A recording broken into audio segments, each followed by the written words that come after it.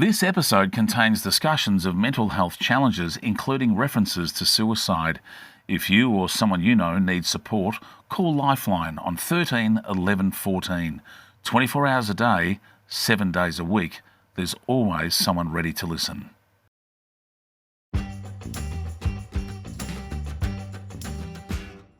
In a big cold warehouse, it's easy to feel like just another name on the roster, but not on Vikki's watch. G'day, I'm Shane Jacobson, and this is How You're Travelling, a podcast from Healthy Heads. Now today, I'm chatting with the wonderful Vikki, a warehouse leader using empathy, experience, and what I'm going to call real talk to make mental health support part of everyday life at work. Welcome, Vikki.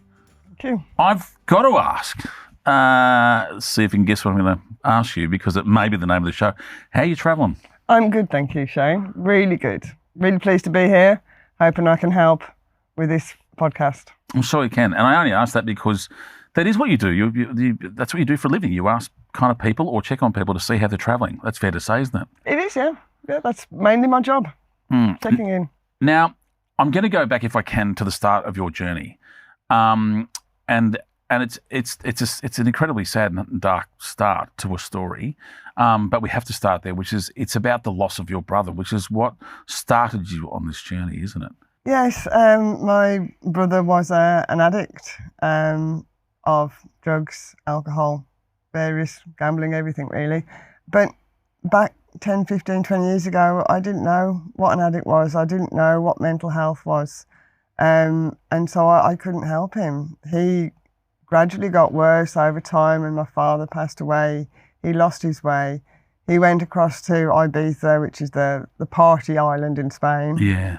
And just partied until one Christmas he didn't go back home to see my mum in England. And we didn't know why, couldn't find him. She'd paid for flights for him, couldn't find him. Eventually one of his friends, I got in touch with one of his friends, and they said they thought he was in England, so I hadn't really thought about it. They phoned around and found him in a hospital. He turned up at the hospital and just unconscious on their doorstep. They took him in, they put him into a coma to try and save him, but they couldn't. So then they needed a family member to go and make the decision about what to do.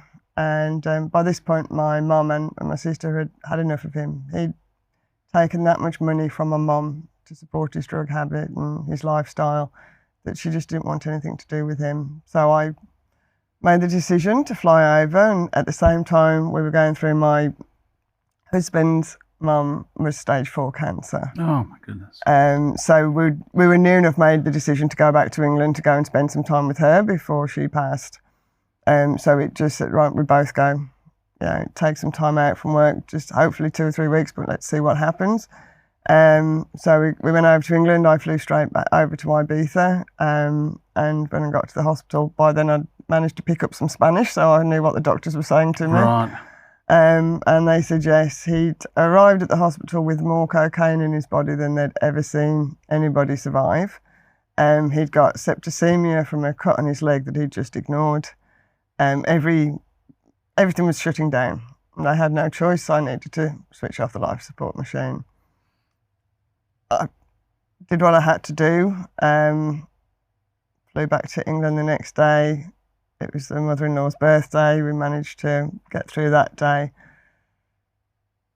I then had to fly back to Australia on my own because my husband was staying with his mum, because it was a matter of weeks. But we'd got a life here, and I needed to come back to the dogs and work. As I was flying back, it's a 24-hour flight. It's a long time to think. It's a long way, yeah. And a long way to be left in your own thoughts, yes, too. And that was it. So I thought a lot about how could I have helped Jamie? What could I have done differently? What could we as a family have done differently? And that's when I started thinking it really was his mental health. From a very early age, he had problems. I think when he was 15, his best friend passed away, and I don't think he ever fully recovered from that. And that probably sent him on the spiral. He had everything anybody could want, all the money he could want. So drugs, fast cars, fast women, it was all there for him. he hid his depression by partying. Because it does sound like a self-destructive path to destruction. Yeah. And as you said, the trigger point was his mental health as a young person. Yeah. And so that is what started your journey, is it to make you go, in your reflection of what you could have done, that if you could have had better tools to help his mental health as a young boy and been more a part of trying to fix that problem there, that the other problems wouldn't have exploded like they did. Yeah. So I just, on that flight home, I was like, what can I do to make his death worthwhile? You know what I mean? I just want to make it mean something. So I was like, when I get back, I'm going to look into how I can learn more about mental health and what we can do in this area. So I did. Fortunately, a couple of weeks later, mother-in-law passed away, so I had to fly back to England again, funeral for that, and came back. And then my husband was quite depressed from all of that as well. I was like, you know, this is so hard. Life is hard. Yes. And you've got to learn how to cope with it. So I did the mental health first aid course, and learned a lot from that, but just started reading up on, you know, the psychology of mental health. I like the continuum that they do, where you're normally in the middle. Sometimes you're happy, so you've gone into the green space, but something will set you back. You go down into that red, frustrated, angry, depressed mode. What can bring you back up into that green? Yeah. So I've done a lot of work with that, with the team at work, to show them that not every day is going to be a happy, smiley day. What we need to do is work on how to keep ourselves up rather than letting ourselves getting further and further down into that red. Because it is that thing, as you said perfectly, which is that you can't. No one expects everyone to be in the green space permanently. That's unrealistic. Yeah. But to spend too much of life in the red space, that's unhealthy. Yeah. And so it is that we've got Arthur, our expert, who talks about.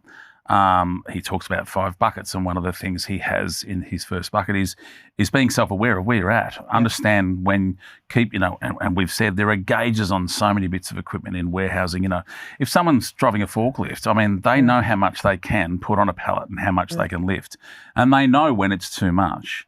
And they know when they've overextended, the forklift tines or whatever it may be. And the same with their truck drivers. They know when the tank is half empty or half full, depending on how you look at it. But either way, it's half. Yeah. And you need to get more into it at some point. That's that understanding of where you are at any point in time. And as you said, getting out of the red into the green. So what do you do? Firstly, can you tell us, for all of our wonderful listeners, explain your title and what it is you do on a day-to-day basis? So I'm DC manager, distribution centre manager. So I run the Coles Laverton CDC, which gets all the produce, the meat, the milk, the eggs, everything you see in any Victoria or Tasmania store comes from the warehouse that I run. IGA have very similar warehouses too. Yes, they're all wonderful, all our workers I used to in work stores. In one. There you go. They're all good. We're looking after all of our workers. Yes. But it is very important for our team. I've got a team of about 600 team members. Yeah. And the age variance, the culture variance, everything is massive. But that's a really good point. Out of 600 people, there's not an age or cultural variant you don't have, is there? No. As in, as far as diversity, you'd have all of it captured in 600 people. We have everything. But what we do have is a lot of older men or middle-aged men that will not talk.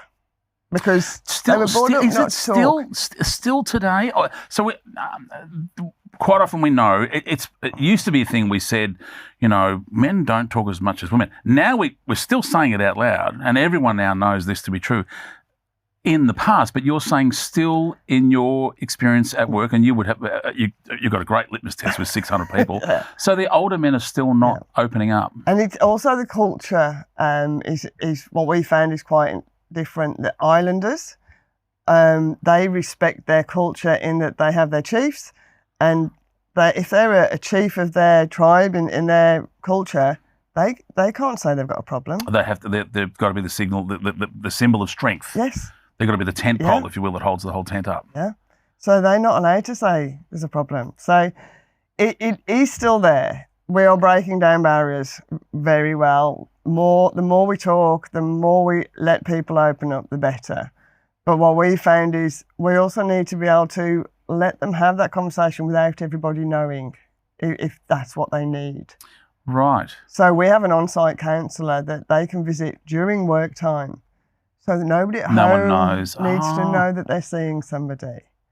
So it's sometimes they might open up to us at work because we're not, relying on them to lead us. So they might open up to us, but they can't let anyone at home know that. So I'd not thought about one thing. We're doing at Healthy Heads, and other great people who are doing great work in this mental health space is telling people to have the chat, ask people if they're okay, and have that chat. I hadn't really thought about the fact that some people need the chat, don't want to have that chat out loud in front of a room full of people, so to speak, but who want to have it hidden away. And so you're saying culturally and for older men, if you had to pick a slice of the pie that this is affecting in the worst way, it would be them. Yeah. So is it about saying to people, the question is, are you okay? Or we're as friends, as buddies, as workmates, we're looking out for each other. But if you're of the mindset that you're probably having a bad day, you've had a bad week, you're having bad months, all the days keep stacking up together as bad ones and you're spending too much time in the red, that they know they can come to you, or you let them know they can come to you, and in a very quiet way, you can have chats off to the side. Is that what you have to now tell them once you... I imagine this is not where you started. You probably wanted to, after the loss of your brother, the tragic loss of your brother, you probably wanted to stand at the top of a hill and scream this message, did you? Oh, yes. It's been an interesting journey for me. You've got to earn their trust and respect before they will trust you to talk openly. Now, when you're a manager of so many people, sometimes they fear you. Sometimes they think you're just the boss. You've got to be open and honest with them. Be vulnerable. Earn their trust. And I've done that. So in the site I'm at now, I've been there nearly 4 years. I'd say it took the first 2 years for them to actually trust me. The staff? Yeah. Oh, because you came in as boss? Yeah. I've been with you, minutes by comparison to other people's life. I already feel like I can tell you everything. By the time we're finished here, I probably will have told you everything about me. I've not factored in that you come in as a boss. When you go in as a boss, and I've had different bosses before, and they've never had a boss like I am. And that's not, I'm not big-headed in that. I am different. I'm not the sort of boss that comes in and counts the dollars, counts the hours. I'm about the people. You and are. Safety. Am I allowed to describe you visually to our listeners? That you are, because you're a pretty cool cat. Am I allowed to say that? Because you've got shaved head on one side and long hair on the other. You're not what a typical boss would look like. No. which I love, and that's what I think makes you. Which is actually why we wanted you on this show, because you are the perfect candidate for someone who goes in there and kind of breaks standards, if you will, by going, no, this is who I am. Yeah. I'm here. You're more a person there for the workers than you are there for the management. And let me guess, as a result, it works better for everybody. Yeah. It always does. Yes. For everyone, for organisation and individual. Yeah. Yes. Yeah. So, for people listening to this now, because that's really kind of sparked my interest, if you will, is that bit about the fact that culturally some people, just even if they do have a problem, if they're supposed to be the strong one in their community, whatever that community or peer group may be, that they don't want to identify that they're struggling. So to those people that might be listening that find themselves in exactly that position, because you've had to deal with this so often with your 600 plus staff, like what are some of the first things you would say to them? They need to find somebody that they can trust. And that is hard for some people. But they've got to understand that most of their managers, and I'd like to say all of my managers, actually care about the team members. Yeah? Now, one of the things we say to our managers is how you're going to show the team members that you care. Actually care. That's the difference. Right. Don't just show them you care. Actually care. Find out about them. Find out about their families. Find out about the issues they're having. Try and work with them. Try and help them. And then once they've found somebody that they can trust, go and speak to them in a private area. Say, can we have 10 minutes? Can we go? Now, we've got a special room at work, a counselling room. The counsellor uses it when they're on site, but when they're not on site, nobody else uses it, so that there's a room there that you can go to. It's got no windows, it's completely shut down, and you can just go in there. It's got comfortable couches, you can just sit and have a chat with somebody and just let it all out.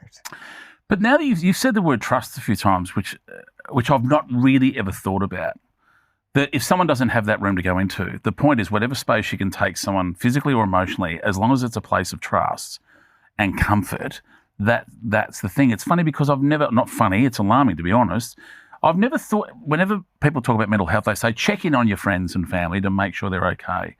But with family, it should work all right.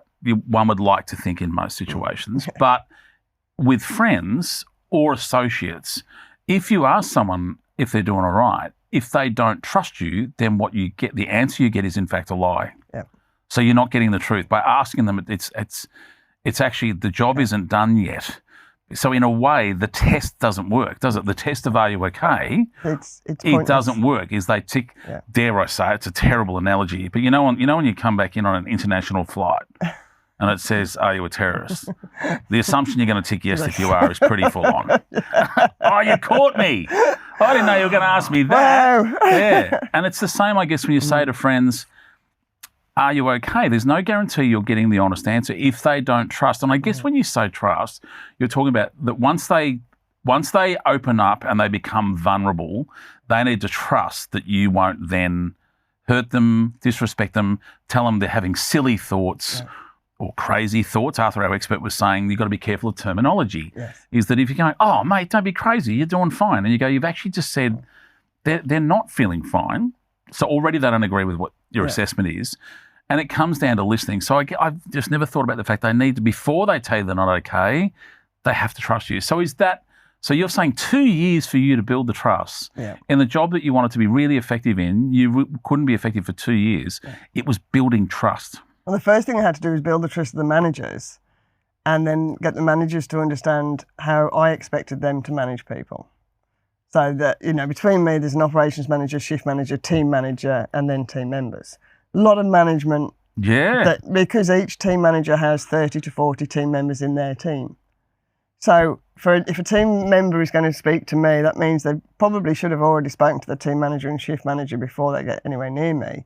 But because I'm down on the floor every day, and because now they trust me, they will speak to me. And I've had it said a lot of times, I've never had management that are open to talking to the team members as much as I've made the management team. The managers that have been there years have said it's just a different culture, a different vibe on the floor, because it's all about being open and honest. Now, if somebody asks me a question and I know they're not going to like the answer, I say, you're not going to like this, but I've always told you I'll be open and honest with you. And I give them the answer. And they go, you're right, Vic, I don't like it, but thank you. Yeah. And that's the difference. They respect you because you're being open and honest. Once they respect you, they're going to trust you. So next time you're down on the floor and you can see that they're not quite right, their head's down a bit, you can go over and you go, hey, what's happening? Everything okay? They just look at you and you know that they're going to tell you the truth straight away. So what are the signs? We're obviously we're wanting to give mental health toolkits or first aid kits for people who are struggling. By the same token, there's also going to be people listening to this podcast that want to be able to help other people. What are the signs? You just mentioned head down. What are the signs? What should we be looking out for? For us, especially when you work with people every day, day in and day out. I turned up at this DC that I'm at now and people had sat in the same chair at lunch break for 15 years. Right. Don't you dare try and sit in their seat. Oh, really? Mark your space. Yes. So if you've gone to lunch as a group for the last 15 years, there's 5 people, and then suddenly one of those team they stop coming to lunch with you, they go out to their car on their own. That's a change. What's happened? Why are they breaking away? Ask the question, what's wrong? What's going on? Yeah. Somebody who stops coming out, you've met at the pub every week, every Friday for the last 5 years, and suddenly one of them stops coming. Don't just go, oh, well, doesn't feel like it. Give them a call, drop round. What's happening? Why don't you feel like coming out anymore? Because that's the other thing is sometimes people are scared about saying, are you okay? Because it sounds so pointed. Yeah. It's, you know what I mean? It actually does drill straight into the heart and mind. But what's going on, mate? You went, as you said, just mate, what's going on? What's happening? What's changed? Yeah, you went there last night. What's going on in your world, man? It's about pointing out to them that you've noticed something. And then that suddenly gives them, oh, they've noticed. Oh, they do care about me. They've noticed something different. If somebody normally clean shaven and stops shaving, if somebody looks dishevelled, clothes aren't ironed. I'm a massive concern looking at me. If I identified how I look, I guess that's different. I never shave, so this is I've not changed my habits. Yes, yeah, it's a changing of habits. You're right. Yeah, that's what it is. You're just looking when you know somebody and you care about them. You can tell if something's not right with them, and it's just calling it out and saying, "Hey, do you need a chat?" Before we continue talking about stuff we can do now that we've identified stuff that we can help, just for a moment. Again, for our listeners, there's people at the moment listening who are on the road driving trucks who won't know as much as you know about DCs or great big warehousing spaces. And there'll be some people we hope listening who aren't even from our world of warehousing spaces and our truck drivers who may be a loved one or a family member or just someone having a listen. Can you just describe the harshness? Yes, there's some great things and obviously there's safe workplaces and all that kind of stuff, but can you just give a snapshot just quickly for people who are listening to this that don't understand these massive stores and the conditions? Like, I always get my go-to is in refrigerated scenarios that they just don't see daylight. No. Can you just talk some of the hardships? Because people out there might be listening and if not, for our wonderful warehouse or store workers that are listening so that they know you know their space and that we know their world. Can you describe their world for a moment? Yeah. And why it's so tough? It's tough because, first of all, you'll be on a shift. You're either on day shift, so you're starting at 6 a.m. You're on afternoon shift starting at 2, finishing at 10 p.m. Or you're on night shift starting at 10 p.m, finishing at 6 a.m. So depending on your lifestyle, you've chosen one of those shifts. If you're on night shift, you're not seeing daylight very often. Well, on any of the shifts in winter, because there is no daylight in the DC because it is refrigerated. So you literally, once you've gone through those doors, you're in 4 or 5 degree, and that's the temperature all day long. If you're driving a forklift, you can be going at 10 to 12 kilometres an hour in 5 degrees. That chill factor makes it a lot colder. You're constantly either picking cartons or moving cartons around. You'd be picking up to 1,000 cartons of produce or meat a day. You're working for 8 hours. On and off machinery, picking cartons. You're talking to a headset that's telling you where to go to pick that carton. There have been times people have told me where they've gone all week, they've walked into that DC and walked out, done 8 hours, 5 days a week, and not one person has spoken to them. Oh, see, that does not happen on my watch. So that underconnection, I mean, which is, let's say, loneliness as well. There's bigger, more understandable word. Again, referring back to Arthur, our expert, he's saying one of the main things that affects people's mental health is connection.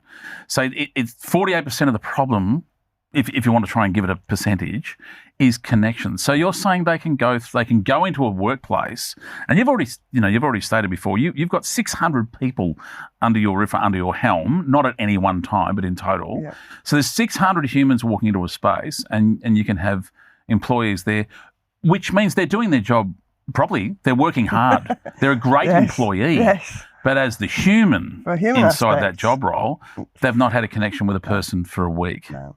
And that really broke me when somebody told me that happened previously. Oh. I could not fathom that. Now, I'm the sort of person, when I finish work, I like to go home and not speak to anyone because I've spoken all day for 10 hours. Thank God you don't live at my house.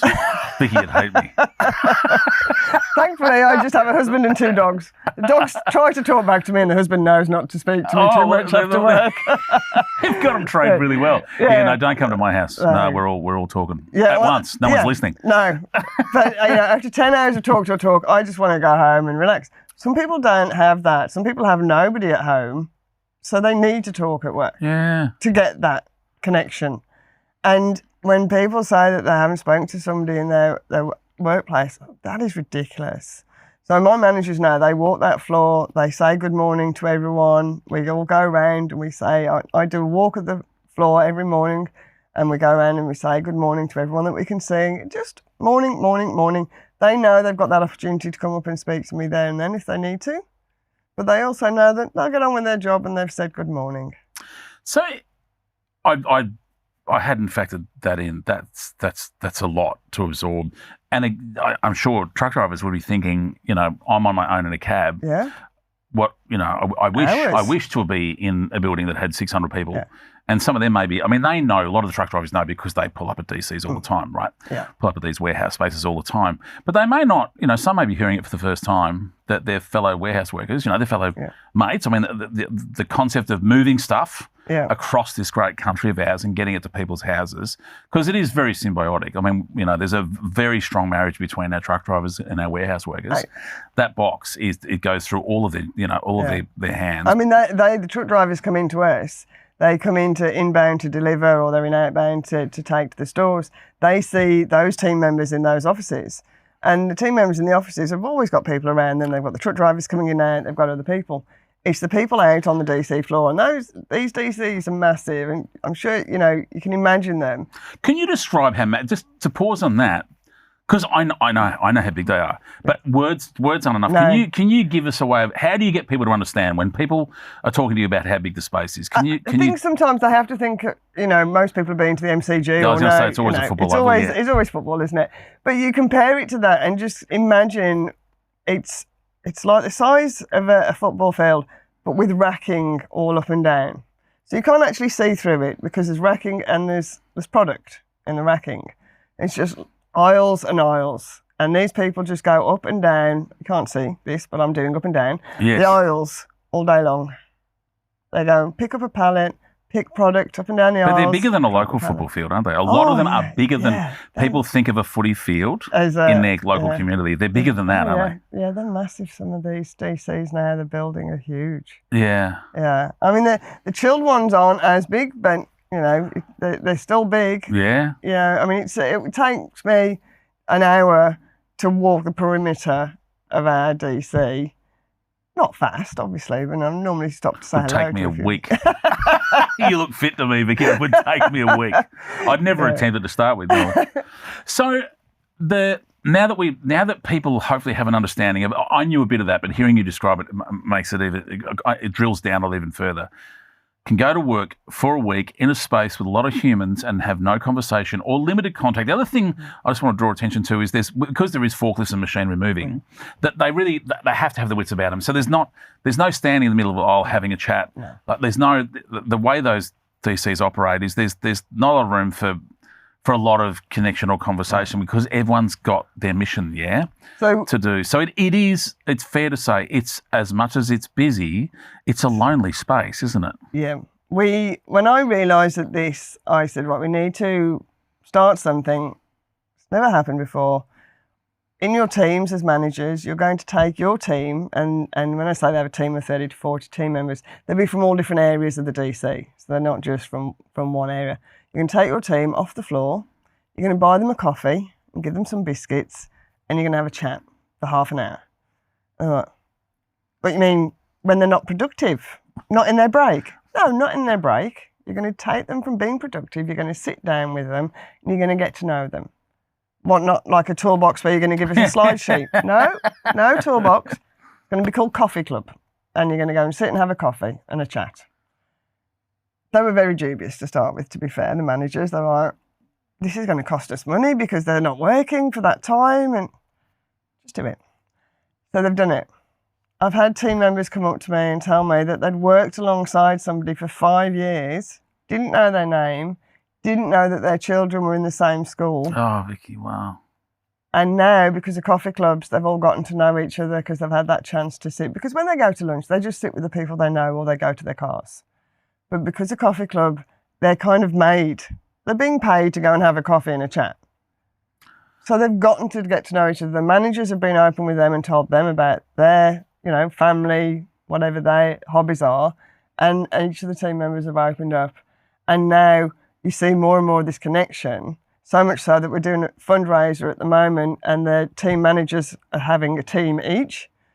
And their team is raising money to try and beat the other team. And it's so good. That's great. Because they're like, we're doing it for Fighter Mendy. And we're going to get a slide into the ice bath. And they're all going, we're not going in the bath, we're going to raise more money. So it's actually brought them closer together. And now they've got this bit of competitiveness between the teams, which is doesn't great. hurt. So if we had to give that a heading, would the heading be never underestimate the value of a simple chat? definitely. Of having a chat and being heard. It's building relationships. See, connection. I keep coming back to Arthur, our expert, that the overarching thing that I can't get out of my head is that connection is so high. There's some other stuff, and I'm sure you do it in your workplace, which is with mental health comes physical health. Yes. What fuel are you putting into your body? Yeah. Doing a little bit of exercise. You mentioned walking around the building. I mean, maybe they can do a bit of that. Like if you don't want to use up your whole lunch break, but the going for a walk. All of that helps. All of that is part of helping someone who's on a dark, if you will, mental health journey, or experiencing, they're in the red a little bit. They're not having a great day, week, or month or so. But again, that thing of connection, of just having a chat to people. For drivers, we're talking about the idea again for physical health. Arthur, our expert, said, why not just walk around the truck a few times before you get in it? Yeah. But then there is that thing of having a chat to someone. Maybe they do need to get on. So you've put a situation in place in the workplace where you're forcing people to have, or forcing management to be okay with them having a break and having a coffee, having a chat and a biscuit. Yeah.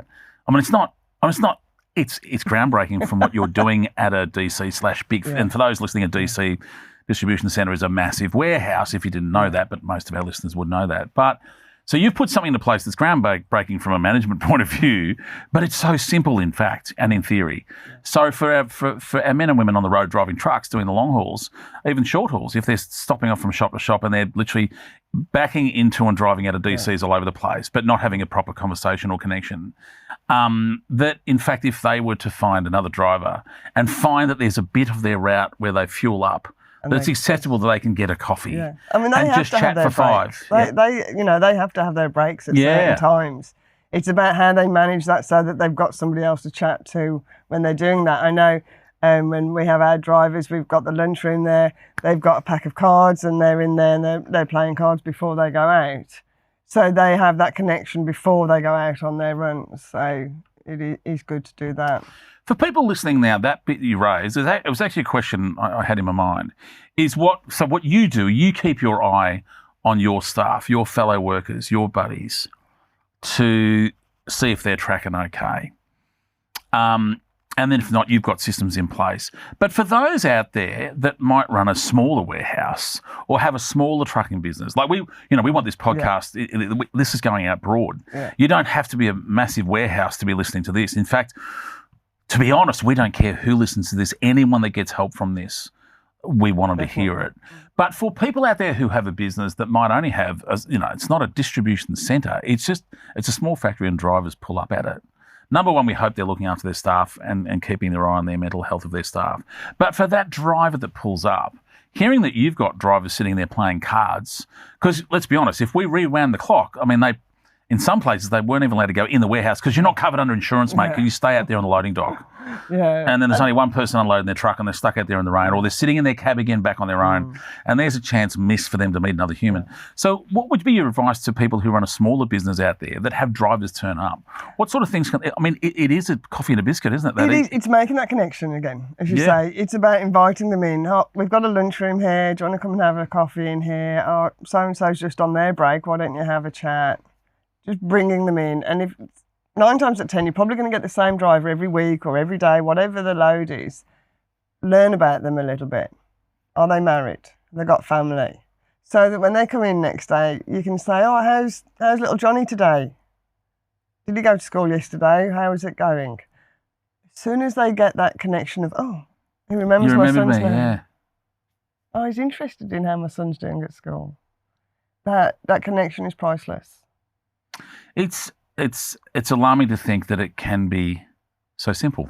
If that makes sense. It is. As in, and I worded that literally, and I intended to say it's alarming how simple it might be to start those connections. And so apparently when people feel, we've said the word connections a few times, and when people don't feel connected, they feel lonely or isolated, and then that can lead to that downward spiral. It is, because that's when they're on their own. They've got these thoughts of, oh, what am I doing? What's happening in my life? What's good is happening in my life? And as soon as somebody starts feeling like that, they need to speak to somebody. They need to work out how to get better. So when someone comes to you, And this is, and I know, having spoken to people, this is their number one concern in trying to do what you do. You obviously have a very different journey, losing your brother as a result of drug overdose, but spurred on, if you will, or triggered by mental health at a younger age. That's your fuel. Yeah. That makes you, not on your watch. And we said that at the top of the show in your intro. Not on your watch ever again. Mm-hmm. Not that we're suggesting your brother was on your watch, but it's a different thing. I must be as a sister and a brother. Yeah. That wasn't, I'd love to say to you, if your own mental freedom, that wasn't your responsibility at that point. And I've come to realise that. Yeah. I don't in any way blame myself or my family. I just think if it was happening now, 20, 30 years later, we'd all be far more aware. Yeah. And so that's what's got you into this position. And you are on an emotional tower looking down along other humans going, not on my watch. But for other people who want to be, who are listening to this going, because again, we want people to learn skills on this podcast. Hopefully they're hearing you talk, and DC workers and truck drivers are hearing things you're saying going, oh, goodness, that's me, or that's someone I know, or maybe I'm going to ask that person their name, or I'm going to share a biscuit. Little things along the way that hopefully make a small difference. But there's also the people out there going, I want to be able to help. When someone comes up to you, or if you, for the most part, you're going to them, if you, looking at someone, you've seen a change in their routine, their head's down a little lower, they're no longer sitting with the group they used to. They are, as you suggested, potentially sitting outside having a meal, or they've disconnected or altered their normal route, whatever that may be. And you walk over and go, what's going on there? What's going on there, Susan? What's going on there, Billy? And they say, not much. And you go, anything changed in your world? Or, you're doing all right there, buddy? And they go, not really. From there, that's the bit that most people tell me I feel like they don't have the skills from that moment on.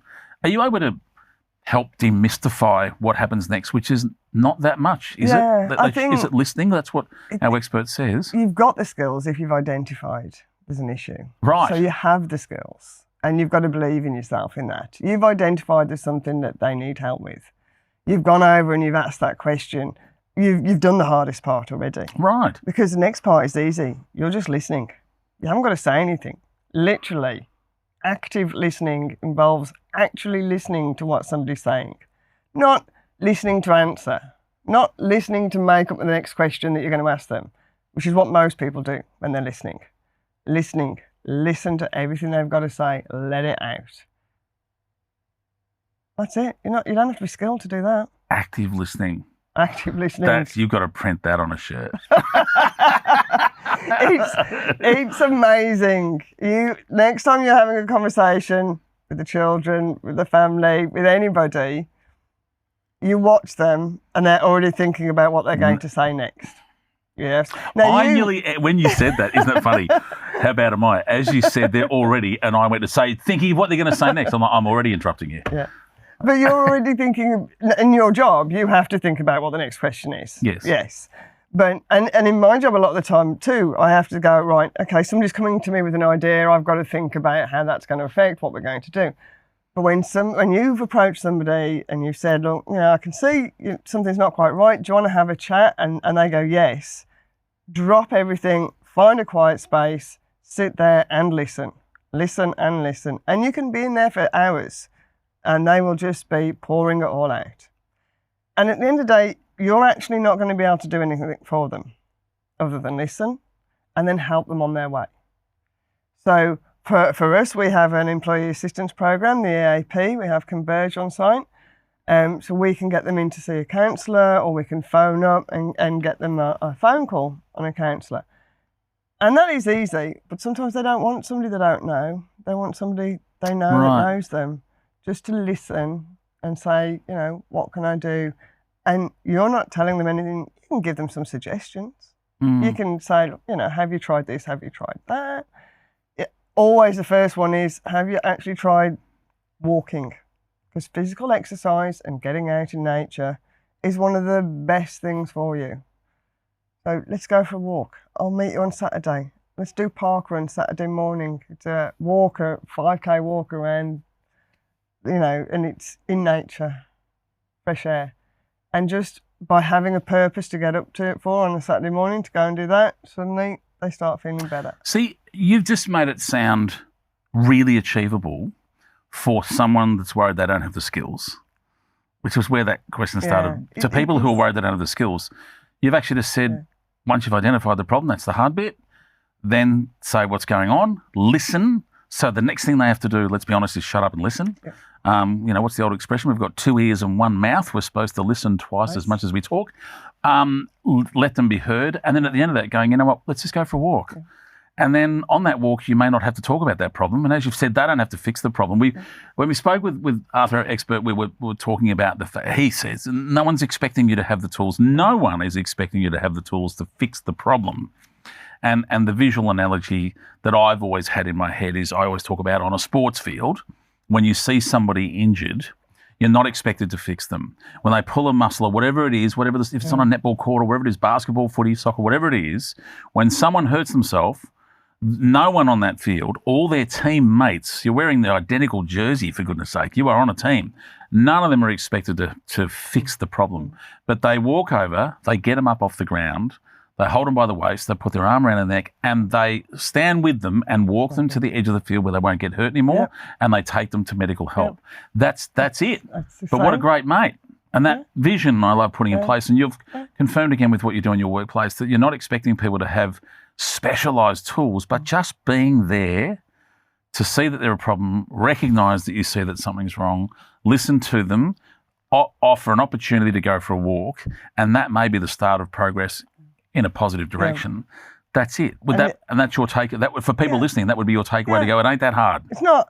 And I think for me, it depends what the problem is and what they're going to open up to you about. As soon as somebody opens up to me about any type of addiction, I will listen and I will just, no judgment. And then I'll go, right, here are some places that may be able to help you.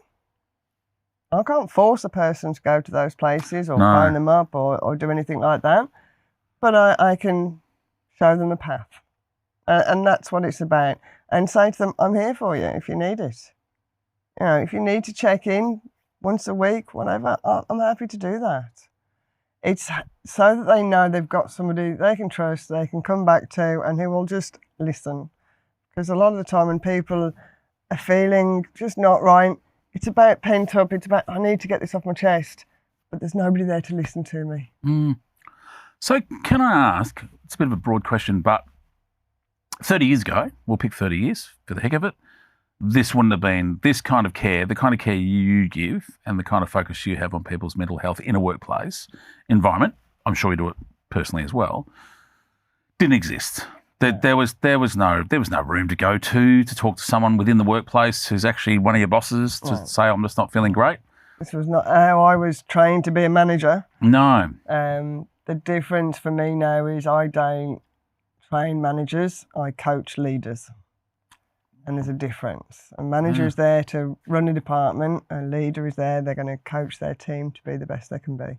So there's a huge difference there. But I think that speaks volumes about you. But that's how everyone needs to realise the difference. And it's difficult for me because I've believed in this now probably 15, 20 years. But 30 years ago, I was one of those managers that just sacked somebody on a Friday because they hadn't turned up or, you know, whatever it was. Things have changed. Yeah. We need to change and recognise that. Now, my husband works in the same industry as a forklift driver. His company is not the same. It's a smaller company. They haven't got the tools that we've got. Yeah. He knows what I do and he tries to take that into that company and go, look, you know, there's this, there's that. It's hard. You need the leader at the top to believe in it so that it can filter down. So we've said 30 years ago, and we've agreed that 30 years ago none of this existed, but now that it does, and you've been in the workspace for a while, and having just said that your husband's workplace doesn't do this, now that you've seen it implemented, in fact, you've been very much a part of it in your workplace, if not the driving force, can you say it makes a huge difference to a lot of people? Oh, yes. So much so. Thank goodness you said yes, or this podcast would have been worthless. And I knew the answer was going to be yes. But can you explain the difference. And the reason I ask this, just to give you a heading of why I'm asking this, is for people listening who may run a workplace and go, should I implement this? Then you'll be able to convince them why they should. And for people who are out there that are thinking about seeking help, to let them know, give it a thought, give it a crack. Even if you're culturally afraid to step forward, even if you're an older male and you don't want to show weakness, and you've said before, make sure you trust the person, trust. But to do or put all this in place, you've said it makes a difference. Can you tell me why? Number one, why they should do it. Number two, in any order, why it makes a difference. I think you can measure it in two ways. I'll always measure it with people and their happiness. And I've always said I don't expect people to come hop, skipping and jumping into work across the walkway. Oh, look, I'm at work. But I also don't want them dragging their feet going, oh, God, I'm back at work. I want them to be okay about coming to work. Yes, they've got to earn money to pay the mortgage, put food on the table. But I want them to think, oh, I'm going to see so-and-so at work today. Oh, I've got a coffee club today. I'm going to get to sit down with my manager and have a chat. So you measure it in what they call culture, and I'm doing the inverted commas because, that's such a clicky word, culture. But in our company, we have a survey every 6 months that measures people's engagement. And our engagement on our site has gone up 15% in the last 3 years. So and just to repeat again, 600 staff, who I assume are all part of this survey, if we can call it that. Yeah. And it's gone up 15%. Yes. So that shows the way that we've engaged the team and the culture and the vibe that we're bringing to the site, people are happy with. I should have said, just for people who aren't good at stats, it doesn't mean it's gone up to 15%. It would have started at a good enough number, an okay number, and it's gone up 15% from there. It started in the 50s and it's now up to 77%. See, that's fantastic. Yes. So that shows me that they're happy. Now, that makes me happy. Yeah. Now, what makes my managers happy is that the numbers are doing right. Productivity. We're okay with that. We want our bosses doing well. We want the companies doing well. Yes, and none of us want to see our employees or our businesses do badly. But what we want them to understand is this can help everyone, including the figures. Yeah. So the first year I was there, every number was in the red. Everything across the board, budget-wise, was in the red, and we were in a terrible mess. Second year, we started to understand how to get things to turn around. This year, this financial year so far, we haven't had a red number yet. So we're getting close to getting the whole year green, which will mean the first for this DC ever to have the whole year green to its budget. And I put that down to the fact that the team are engaged. They want to be there. They want it to be a safe environment. They want it to be a happy environment. They want to service our stores. They want to make sure that we continue to be a good DC. I'm going to call it the Vikki factor. I reckon it's you. I think it's not all me. Oh, I'm not saying it's all you. I've got a great team. But you know what it is? You have got a great team, and I'm sure you won't want to take the victory. But for me, I want to call it the Vikki factor. We'll call it the V factor.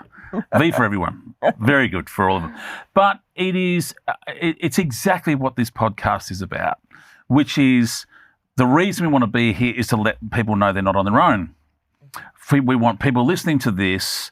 My dream is they listen to this and go, I knew all that. And you go, great. Then all we've done is reaffirm what you know and stick at it. But for those who are wanting to reach out going, will it work?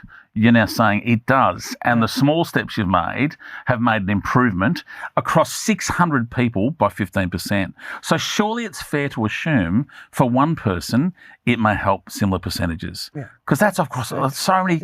And it doesn't matter who's listening, but that person, it may have helped them, but I'm different than them. Well, you would suggest you don't care what age, doesn't matter sex, who you are. or what background or ethnicity. You don't care. You're going to go, I've got 50 of them in my workplace, and it helped them 15%. Yeah, it is. You can get through, I would say, almost anyone you can get through to. If there's somebody that just hates bosses, and there's still people out there that believe, I'm the worst of the worst because I'm the manager. I couldn't possibly know what they're going through, possibly understand them. And then they hate me because I'm the manager. Now, I'll still try with them, but I am not actually going to waste too much of my energy on them because I've got the other people that need me and want that help. So I will spend my energy on them and let this person, if they're just going to be like that, then that's their life. I can't help them. if they have got that preconceived idea that managers aren't there to help. But now that they've heard you speak on this podcast and can hear, because I can see, I mean, we can all hear, but I can see the passion. And I do think you lead by example. Not only that, you come at this from the heart. Again, you've shared your journey about the loss of your brother, and that's what made you go, I want to change the way this may happen for others in the future. The truth is, when you made that decision, for those that do doubt managers and bosses that may think you don't have life experience, you have tons of it, you personally, and so do a lot of people that may be in management. But you made the decision to help strangers after the loss of your brother. You didn't have a face in mind or a name that you wanted to help. You wanted to help anyone that needed it. So I guess the thing we want people to hear is if they are resistant towards bosses or if they have a negative feeling about management, trust is the word you said again, to go back to it. If they can find someone in their network that they do trust, in their friend network or in their workplace, and hopefully this podcast has been of some assistance, but just then if there's someone that you don't trust who you're not willing to share your story with, but you're still not feeling right, then please just find someone that you trust and let it out. Yeah. So in your workplace, because isn't it amazing to think about the full circle we've come to? I'd like to think as a society or a community, at least I can only speak on behalf of here in Australia, that we're talking to you and you're here, let's be honest, you're here on behalf of your employer trying to fix things for individuals in their workplace. That's a big shift from where charity begins at home. Yeah. In fact, it was the only place that existed, and even then it was not a guaranteed thing, is it? Yeah. And there's people listening to this going, I don't have the charity at my home, I don't have that connection at home, or my circumstance is less than ideal. But isn't it a great thing to think that you're here on behalf of an employer and you've got the employer to agree to the terms of, can we care for our staff, potentially more than they're being cared for at home? It's a shift in the way you think. So when I was being brought into management, I was always told one of my main jobs was safety. And I always just said, my job is to save lives, make sure nobody dies at work. Very important, physical aspect of safety. Yeah. But it's also the same with mental health. The physical aspect, the mental health aspect, very similar. I've saved somebody's life through helping them through mental health.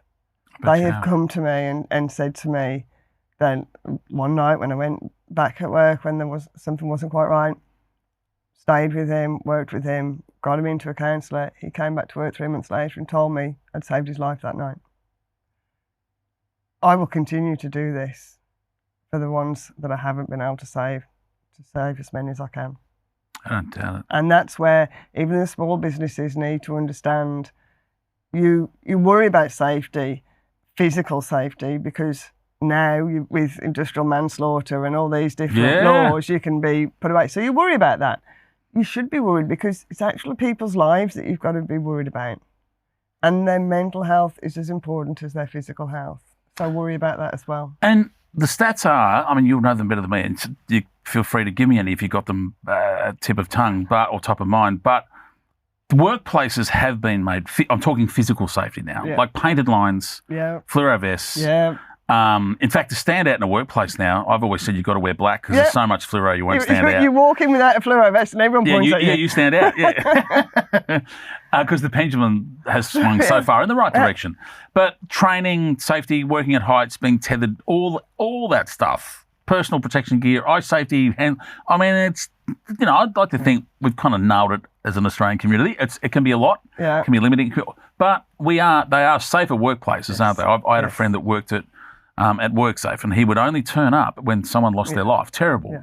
And the numbers were huge, and they're coming down. Yes. So it is the last battleground, isn't it? As you've said, you can go through a year. Here's the thing that, and again, like I said, if you've got any stats, you can probably tell me, and if not, the point stands that you can go through a year without a casualty in a really large workspace. Mm-hmm. You're talking, you've described your warehouses as bigger than a suburban football oval, or the size of, the MCG, and machinery going everywhere, and heavy boxes and trucks backing in and driving out, and can go through a year, easily go through a year without a single loss of life, which is fantastic.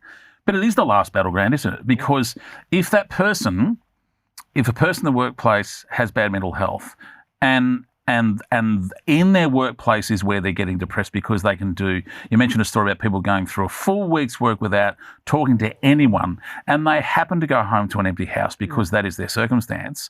And the workplace is one of the things that contributed to them having bad mental health. And then they take their own life. Then the stats aren't right, are they? Because there has been a death, not at the workplace, but potentially as a result of it. Yeah. And that's the contribution that we need to really be aware of. And that's why the culture, the engagement of the site is so important to every business.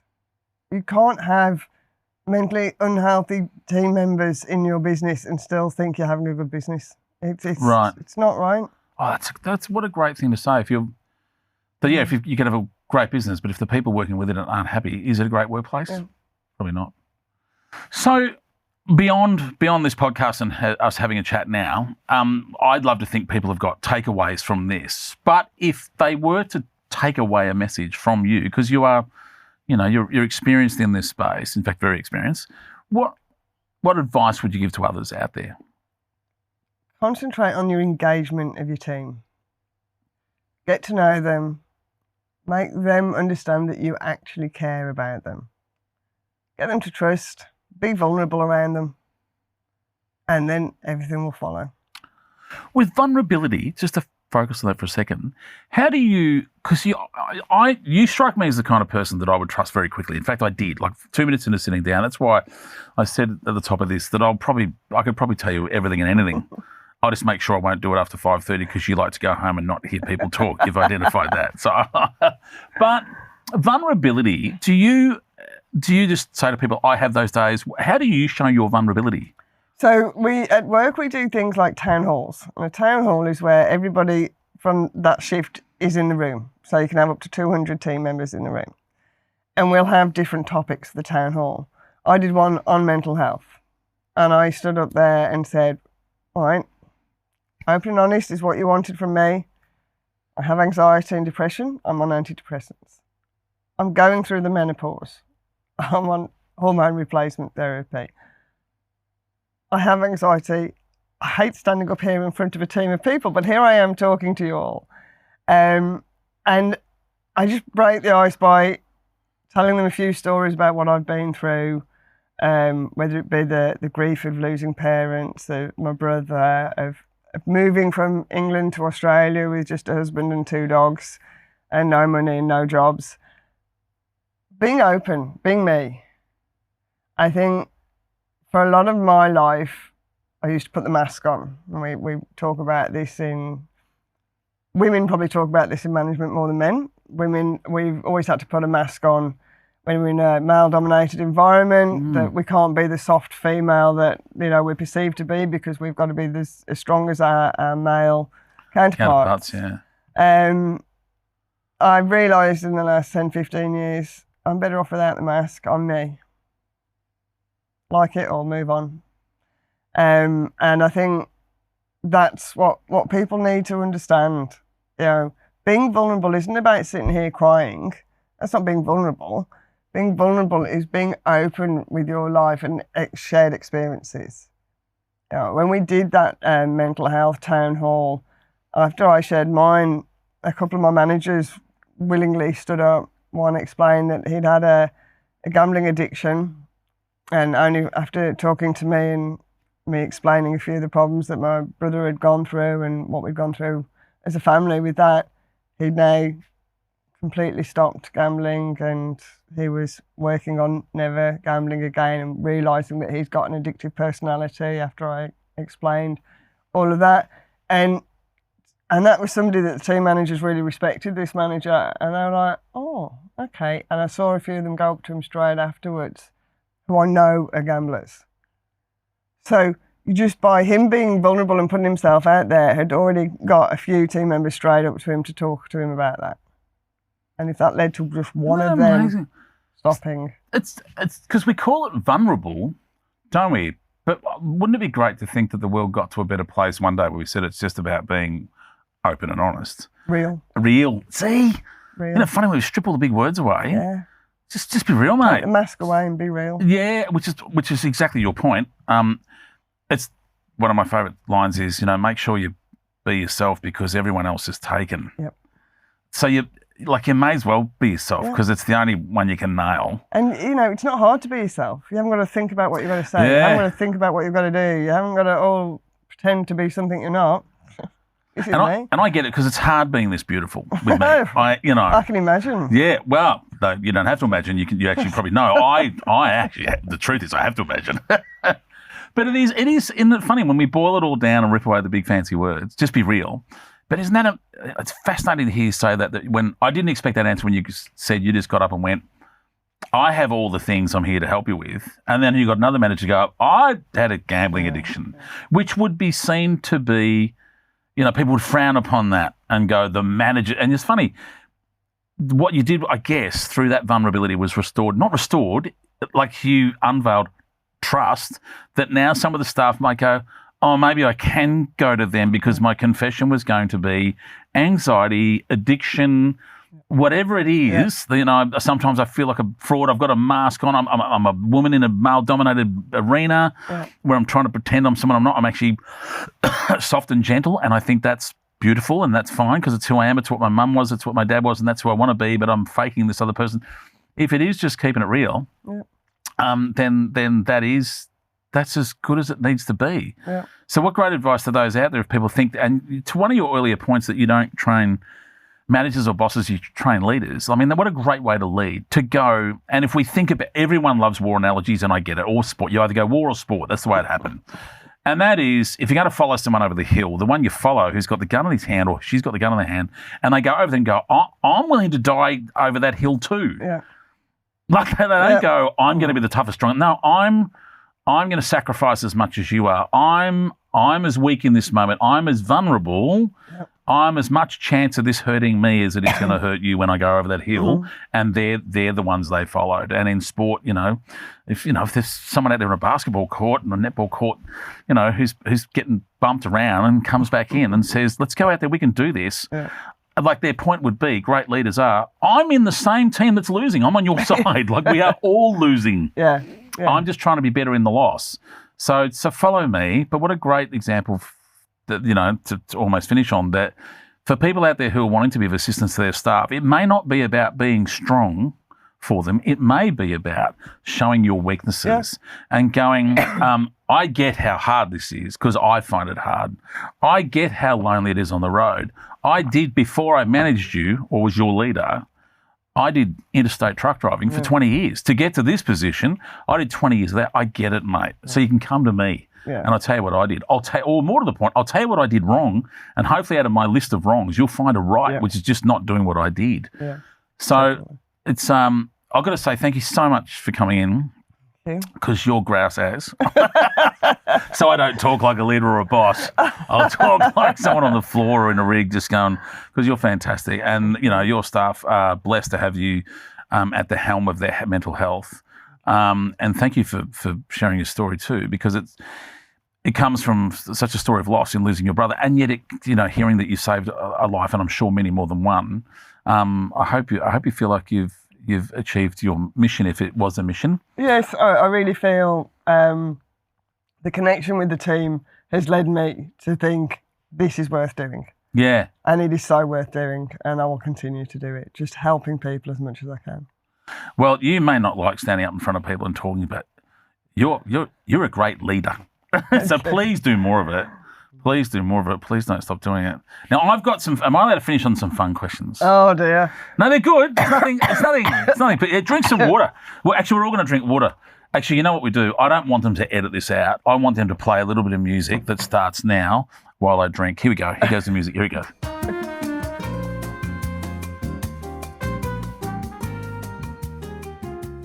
Oh, that was a nice little tune, wasn't it? Gave me a chance to drink. That was it's like a little break. You see, the reason I wanted that break is you told me you give your staff a little coffee and tea break during their workday. I want a little water break. Surely I've earned that. Here we go. I've got some questions here. We ask everyone the same questions. And the question is, what topples your palate? Do you like what we've done there with words? Come on. What overloads your palate? And this is not about a mental health thing, like what drives you mad. It can be in the workplace or it can be at home or whatever. What drives me mad? What overloads your palate? What tilts your forklift? I get frustrated Yeah. at liars. Liars. Yeah. Oh, you and my wife. Yeah, can't stand it. You can do anything, not anything, Just but tell if me the someone truth. lies to my wife, Yeah. my Yeah. kids sometimes try and not fess up to little things, No. and I look at them like, You might as well this is just going to say it. hurt you forever. Yeah. Yeah, I will remember forever. I will. You and the elephants with Yes. memories? Yes. for good and bad, you remember people for the favours? Oh, yes. Yeah, that's a good thing. Would you rather be stuck doing inventory with no coffee or 3 a.m. unloads in winter? Inventory. Really? Yeah. Yeah. Well, I don't drink coffee, so that doesn't matter anyway. Oh. But yeah, I love doing inventory. Right, 3 a.m. No, I'm okay at 3 a.m. if it's from last night. Oh, yeah. I'm Which no one? good at 3 a.m. Yeah, if it's coming in the home or morning. going out. Yeah. No. Yeah, entering the house or exiting the house. Yeah, anything getting up before 4 a.m. is not good. Nah, If I'm still up from the night before, then it's great night. Yeah. I have a confession once that years ago when I was working in a lighting industry, rock and roll lighting. We went to a big expo once, and my favourite memory that I giggled about just the other day because I ran into an old boss is that I was coming. They walked out of their room. We're in a hotel in Sydney, pretty flash establishment, and they came out into this well-decorated hallway dressed in their suits. And when they came out, the two bosses were in like this apartment, and I was national general manager, and they owned the company. And when they came out in the hallway, which was about 7 a.m, there I was in my suit at the door as well. And they said, "Morning, Shane, we're ready to go." And I said, "I will just be out in a minute. I'm just going in to freshen up." They literally caught me at the door, swiping my card and thought I was coming out the door. You don't have to have a swipe card in your hand when you exit a room. It's only when you're going in. And I had the card. They went, "Oh, just getting home?" I said, "Just getting home. I'll be with you in a moment." But I was out. After a quick freshen up, I was back out, met them for coffee. What's the weirdest thing? Here's your next question. Third question. What's the weirdest thing you've seen in a shipment or in a warehouse? An incident, a thing. If someone says, "What's the weirdest thing you've seen?" No, there was, Or most amusing, whichever one you want to put it. there was something the other day. We were like, how random was that? I can't remember what it was now. Even if you've got to go back a long way. Funny, weird. When I was back in England, we imported containers of garden furniture and different items from China. Yes. We're going back 30 years now. And we were always worried when we opened those containers that what was going to come out. Sometimes not exactly what we'd ordered. There were some fairly deadly looking insects in some of those ones from China. There was a spider in one of the crates. Go on, how big? And it was massive. And of course, this was before I lived in Australia. So in England, you didn't get big. Anything, yeah. Yeah. And we knew it had come from China. And we were like, I don't know what this is. To look like a possum with 8 legs, like so big. Like, sprayed it with something. And but yes, I think in the DC itself, you will occasionally get like electronic equipment on pallets because every DC, every warehouse uses some sort of equipment to check their inventory or whatever. And we all do it. We have what we call RF guns and we punch the numbers in and scan things. But if the DC before us, the supplier who sent it in, if they've done that and then left it on the pallet, then we end up with it. And we do it for stores as well because we end up sending ours to stores at times. And then the stores use their little things to check the stock on the shelves. They end up back with us. So I think every warehouse in DC in the land always ends up with some sort of electronic equipment that isn't theirs. That isn't theirs. It sits on the desk for the next 5 years in case anybody asks for it. That's all right. You think that's weird? Someone in China is missing a massive spider that ended up with you. What's the part of your job in a DC that surprises most people? Because our truck drivers would be keen to hear it and warehouse workers would be happy to have you tell the world. What's the thing that surprises when people go, "What do you do for a job?" and you describe the world you live in? What do you think is one of the things that people don't know or surprises them the most? I think most people always say, you must be very busy or I don't want to keep you because I'm too busy. Every so often you'll get a run of meetings, but actually my job is really easy. I don't like to tell too many people that. Yeah, hope the boss isn't listening. I have a few meetings, and I'm missing a financial meeting for this, which is really good because I don't like the financial Oh, ones. do you want me to stretch this out? Yeah, we're at the end of the episode, but I can stretch this out. But no, my job is easy, and I think people wouldn't expect me to say that. And they think I'm in meetings all the time. They think I'm stressed and I'm too busy. Most of my job is about talking to people, whether it be in the office, on the floor. I love my job. See, that was the answer. It's probably not easy. You're just good at it. I think you make it look easy, which is what experts do. You know, that's the trick. Did you know that's the trick to something? Is the people that make anything look easy means they've worked at it so long that they can make it look easy. But in fact, when they started, it would have been hard. Well, Vikki, it has been a thrill to have you here. Thank you so much. You've been of enormous help, I'm sure, to so many people. But not only that, you've been a joy to have in the studio. So thank you. Thank you. I'm going to do an outro with you sitting here. Are you okay with that? You're pretty comfortable. Here we go. You ready? That was Vikki. I'm not saying you're done, Vikki. It's just your life will live longer. It's just I've got to say here. That was Vikki to our listeners. Proof that leadership starts with listening. I am Shane Jacobson. This is How You're Travelling. Keep listening. There's more great conversations up ahead, or can we say further down the road, or on a pallet right down the back. Need a hand with your headspace? The Healthy Heads app is a good place to start. We'll see you on the road, folks. Say goodbye, Vikki. They're still listening. Bye. Say bye.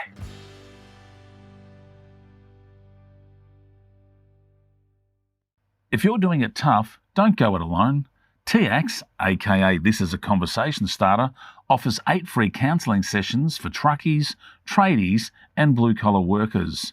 No cost, no GP referral, no fuss. Just call 0488 846 988. That number again, 0488 846 988. And if you're feeling overwhelmed and need support right away, call Lifeline on 13 11 14. 24 hours a day, 7 days a week.